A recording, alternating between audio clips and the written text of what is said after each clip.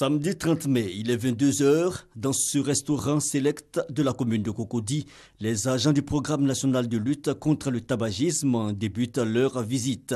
Constat à travers le district d'Abidjan à presque un an après la prise du décret portant interdiction de fumer dans les endroits publics.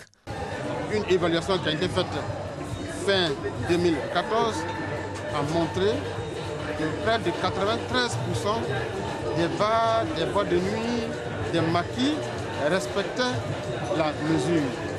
Mais il ne faut pas dormir sur ses lauriers, il faut intensifier la sensibilisation. Intensifier la sensibilisation, c'est aussi encourager les gérants d'espaces publics à utiliser les supports homologués et mettre fin à l'affichage fantaisiste, une initiative bien perçue. Ça nous permet, nous, non-fumeurs, de protéger notre santé. Voilà. Parce qu'on aime bien venir s'amuser dans les espaces, vraiment de nuit, tout et tout. Mais quand ton voisin fume et que toi tu ne fumes pas, ça crée vraiment un désagrément.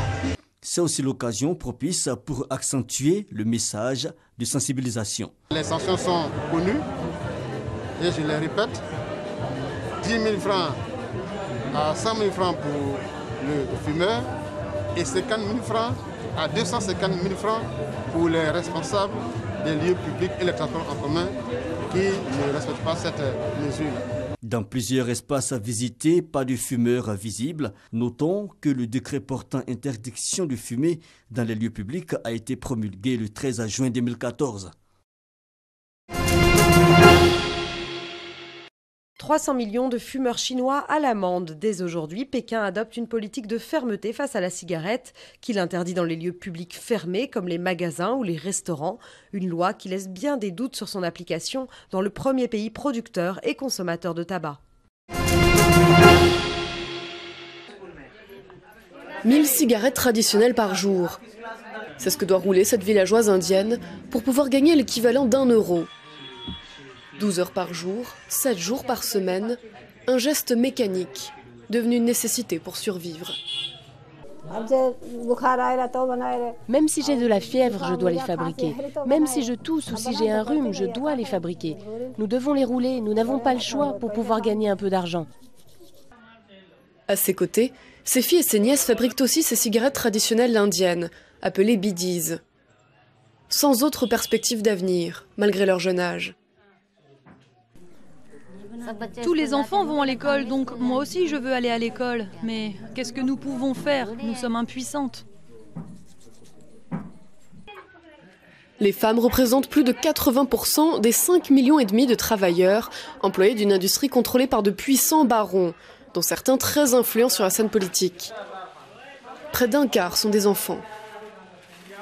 Dans cet atelier, qui brasse l'équivalent de 6 millions d'euros par an, ils empaquettent des bidis à la chaîne pour une poignée de roupies, respirant en permanence des poussières toxiques selon les ONG. Pourtant, interrogé sur l'emploi des mineurs ou sur les risques pour leur santé, le directeur de l'usine dément en bloc. Ils sont plus âgés, mais les pauvres, ils travaillent tellement qu'ils s'affaiblissent et paraissent plus jeunes. Les bidis ne provoquent pas le cancer. Non, les bidis ne provoquent pas le cancer. Problèmes de peau, asthme, tuberculose, de nombreux travailleurs souffrent de troubles respiratoires, sans jamais avoir fumé de bidis de leur vie. Pour ce directeur d'une institution de santé, cette industrie est un fléau contre lequel le gouvernement doit lutter en priorité. Les seules personnes qui peuvent rester en bonne santé dans des industries comme l'industrie des bidis sont les propriétaires, qui eux sont plus qu'en bonne santé. Donc je pense qu'il doit y avoir des efforts nationaux et internationaux afin de faire en sorte que cette industrie, qui exploite totalement les personnes et produit quelque chose de destructeur pour la santé, soit graduellement arrêtée. Problème, bien moins cher que les cigarettes classiques, les bidis sont très prisés en Inde, notamment dans les campagnes démunies. 70 millions d'Indiens en fument, soit 8 fois plus que le nombre de fumeurs de cigarettes classiques. La tablette didactique ivoirienne lancée au groupe scolaire BAD 1 et 2 dans le quartier Clouetia dans la commune d'Abobo. C'est en présence du ministre de l'Éducation nationale et de l'enseignement technique Kandia Kamisuko Kamara. Ainsi, à travers sa tablette numérique, le promoteur s'engage auprès du ministère de l'Éducation nationale, non seulement à rendre les TIC accessibles aux apprenants et aux formateurs, mais aussi à redynamiser la qualité des enseignants. Nous avons choisi l'école d'Abobo Klouecha pour les doter en tablettes éducatives numériques Kelasi, pour permettre aux élèves de cette commune également de pouvoir accéder aux mêmes ressources, on dira que les élèves américains ou français. Conscient du rôle de l'éducation dans l'amélioration de l'indice du développement humain, le ministère de l'Éducation nationale et de l'enseignement technique est engagé à faire face aux enjeux liés à la promotion des TIC. De par la volonté du président de la République, nous avons introduit l'enseignement des TIC à l'école. Donc depuis bientôt 3 ans, les enfants ivoiriens sont en train d'être initiés, d'être formés à l'outil informatique. Les enfants d'Abobo ont les mêmes droits que tous les enfants de la Côte d'Ivoire et c'est le sens qu'il faut donner à ce don fait au groupe scolaire, la base de Abobo Klouecha. Une initiative saluée par les parents d'élèves. Chants, danse, sketch ont salué l'avènement du numérique au sein du groupe scolaire BAD 1 et 2 d'Abobo Klouecha. Le 30 juin 2012, la ville historique de Grand Bassam a été classée patrimoine mondial de l'UNESCO. Elle devenait ainsi le seul site culturel ivoirien à être élevé à ce rang. La Côte d'Ivoire compte au total 4 biens inscrits au patrimoine mondial. Avant la ville de Grand Bassam, il y a eu des sites naturels, à savoir le parc national de Taï, le parc national de la Comoé et la réserve naturelle intégrale du Monemba. Pour obtenir le patrimoine mondial de l'UNESCO, il faut tenir compte de certaines normes internationales. La liste indicative constitue un résumé de ce que chaque État partie considère comme site important. Et c'est au sein de cette liste que l'on choisit régulièrement les sites à inscrire maintenant sur la liste du patrimoine mondial. Il y a une très belle volonté politique qui accompagne la sauvegarde et la conservation de ces sites, avec le potentiel culturel et naturel que la Côte d'Ivoire a. C'est certain qu'il y a des sites qui ont des potentialités pour respecter les critères que l'UNESCO définit. L'inscription sur la liste du patrimoine mondial ne se fait pas au hasard. Avant d'être proposé sur le plan mondial, le bien figure au préalable sur une liste indicative nationale. Des experts nationaux se réunissent tous les 10 ans pour dresser la liste indicative nationale des biens susceptibles d'être proposés à l'échelle internationale. Cette année, les experts nationaux et internationaux se sont réunis à Dabou pour réviser cette liste indicative nationale conformément à la Convention de 1972 concernant la protection du patrimoine mondial culturel et naturel. Au sorti des réflexions, 2 sites ont été retenus pour figurer sur la liste indicative nationale existante. Il s'agit du parc national d'Azani et le complexe métallurgique du fer ancien du Nord ivoirien. Au nord, on a des vestiges qui sont encore bien conservés, que nous pouvons présenter sur la liste. Et puis aussi, c'est l'histoire technique, l'histoire économique, militaire et la mise en place des populations que cela représente qui nous a amené à proposer ça sur la liste indicative. Nous avons vu que le parc d'Azani est vraiment riche en différentes formations végétales. Il y a une différenciation de formations végétales qui cohabitent et qui font qu'il y a une diversité de richesses, autant fauniques que floristiques, sur le site. Mais quels avantages y a-t-il pour un pays à inscrire des biens culturels et naturels au patrimoine mondial de l'UNESCO? Parce que le tourisme culturel, par exemple, vous allez au Maroc aujourd'hui, c'est près de 8% du tourisme culturel au niveau du PIB du Maroc.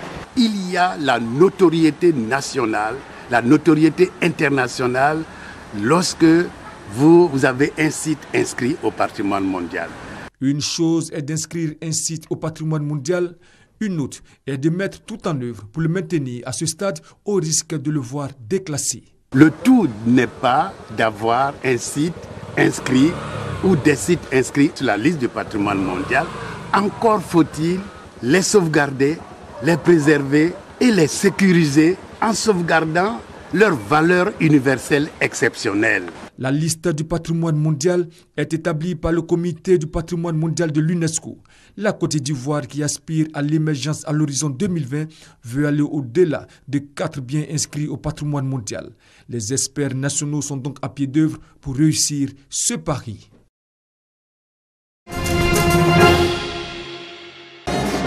Comme il est de tradition à chaque célébration de la fête des mères dans la commune du Plateau, les mamans de la commune ont pris d'assaut la salle des fêtes de la Caisse-Table.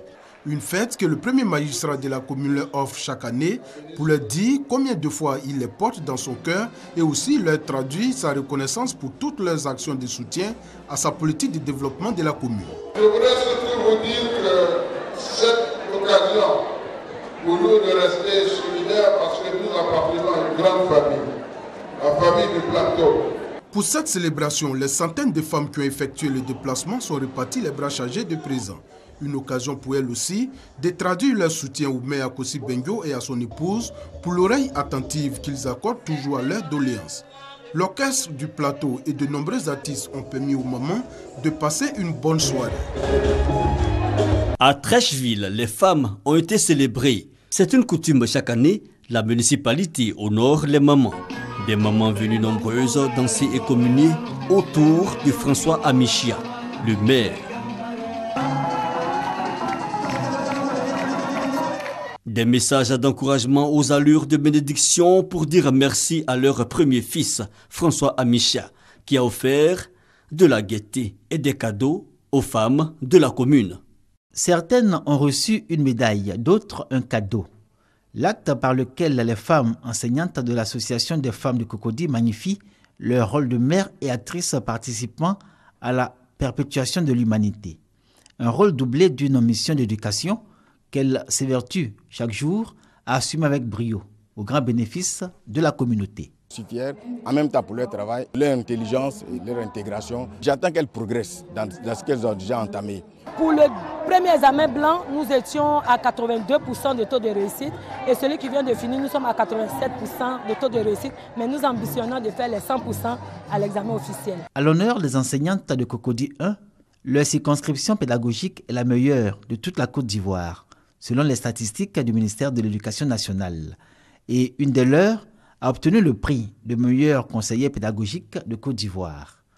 Le leitmotiv de ces femmes de Cocody, toujours aller de l'avant et faire mieux dans le travail, mais surtout demeurer cette mère au sourire si doux qui procure amour, tendresse et joie. Bonne fête maman. La bougie célébrant la mère à Beaunois peut bien briller. Dans la capitale de la Nana, les femmes occupent un rôle prépondérant dans le développement économique. Ces femmes battantes, à l'occasion de la fête des mères, veulent marquer le moment. Joie collective, mais aussi démonstration de pas bien achevés.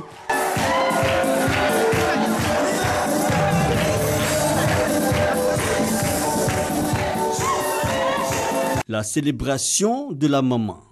L'instant est d'importance. Il faut célébrer la femme, c'est important parce que la femme, c'est la mère, c'est elle qui donne vie. Et à Beaunois, les associations de femmes ont décidé de pérenniser cette célébration.